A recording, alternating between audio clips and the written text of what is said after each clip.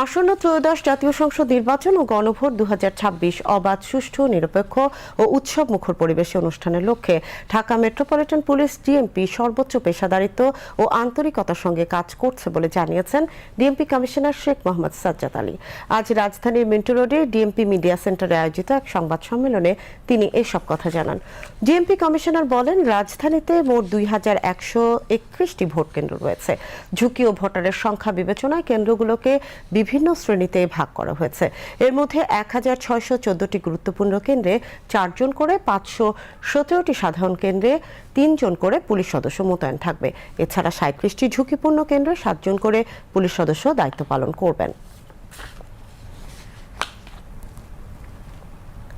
গুরুত্বপূর্ণ 1614টি ভোট কেন্দ্রগুলো 4 জন করে এবং সাধারণ 517টি ভোট কেন্দ্রগুলিতে 3 জন করে পুলিশ সদস্য মোতায়েন থাকবে। এছাড়া আমরা আরও 37টি ভোট কেন্দ্র চিহ্নিত করেছি। সেই 37টি কেন্দ্রে 7 জন পুলিশ অফিসার নিয়োজিত থাকবে। ভোট কেন্দ্রের পরিস্থিতি কন্ট্রোল রুমের মাধ্যমে পর্যবেক্ষণের জন্য থাকবে বডি অন ক্যামেরা। একাধিক ভোট কেন্দ্রে নিরাপত্তার জন্য থাকবে 180টি স্ট্রাইকিং টিম ও 510টি মোবাইল টিম। এছাড়া ঢাকা মহানগরীর 8টি ডিভিশনে 8টি পৃথক কন্ট্রোল রুম এবং 4টি বিশেষ কন্ট্রোল রুম স্থাপন করা হয়েছে।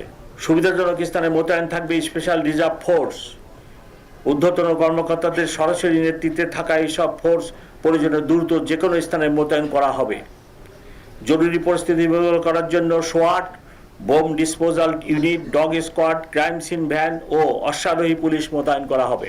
এই নির্বাচনে আমরা সর্বোচ্চ পেশাদারিত্ব ও প্রস্তাবিত নিরপেক্ষতার সাথে দায়িত্ব পালন করে এমন একটি মানদণ্ড স্থাপন করব যা ভবিষ্যতের জন্য অনন্য উদাহরণ হয়ে থাকবে।